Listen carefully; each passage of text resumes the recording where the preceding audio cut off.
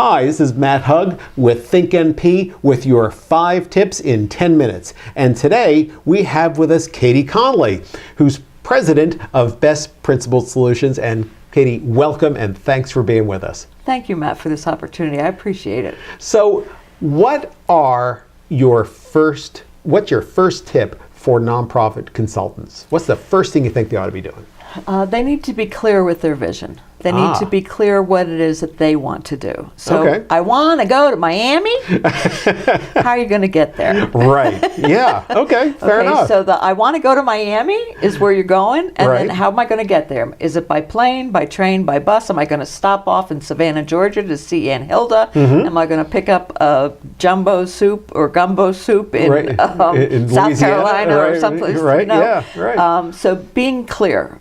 Is really important so that you know and you can communicate that to everyone else too. You not only have to have the vision, but you have to be able to communicate it. Right. And that is communicating it to everyone that you come across, whether it is the baker or whether it's a bank president. Okay, well that gets down, maybe what's your second tip? That's it, communication. All right. That you're consistent with your communication. That it's concise and consistent. And you said about the banker and the baker, I mean, that it's more universal. Can you say the same things to them, each of them? You can say the same things to them.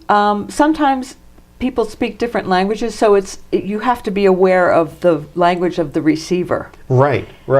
So the banker is going to speak it's almost a dialect, right? We're all talking about speaking English, but it could be some jargon-esque of that English. Absolutely. Absolutely. So do you up your ante when you're talking to the banker because you know that they want to hear different keywords or buzzwords or something, right? And the baker is, your good old boy that you see on a regular basis, that you exchange commerce with, but you want to include them in your journey as well. Or maybe the baker uses talks in metaphors that relate to baking, which is then relatable that way. Yeah. So what's number 3? Those are 2 good ones. So number 3 is to learn from unexpected outcomes. Oh, but aren't all? I mean, if you know where you're going, aren't all the outcomes expected? Come on. Or unanticipated outcomes. So these are often called mistakes. But when you think about mistakes, when you think about an action, usually you take an action with the best forethought in mind. Right.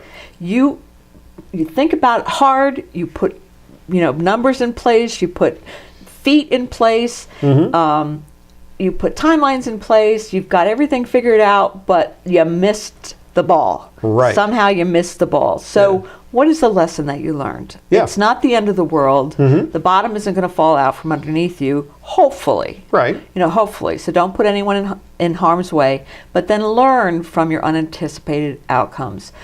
The evaluation process for events or projects or programs oftentimes is lacking.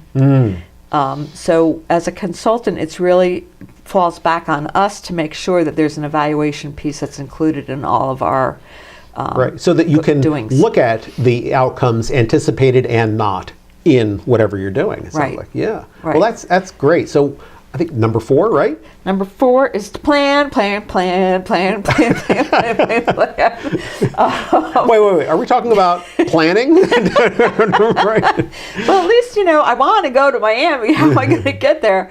How much is it going to cost you to do this? Right. How much time is it going to take? What do I need to have it done? How many people do I need to have it done?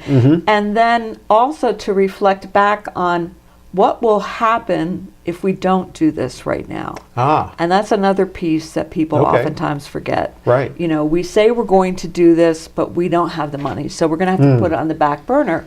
Well, if we don't do this now, we're going to be 10 years behind in technology by the time we anticipate getting up there, up to speed. Yeah. So somebody's got to light a fire someplace. So what is our plan and how can we make that plan be manifested and executed? And who else do we need to have to execute the plan?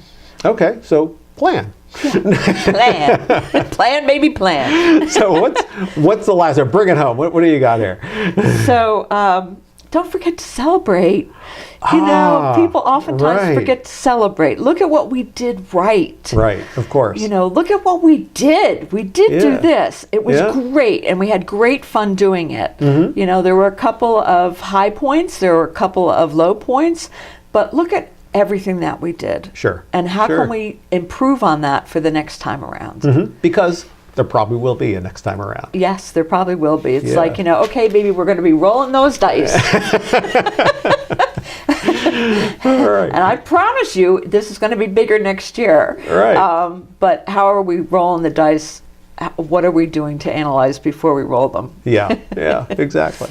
Well, Kayte, this has been great. Thank you so much. And for everybody, this has been our 5 tips in 10 minutes with Think NP. And our guest today is Kayte Connelly, President of Best Principled Solutions. Kayte, thank you so much for being with us. Thank you, Matt.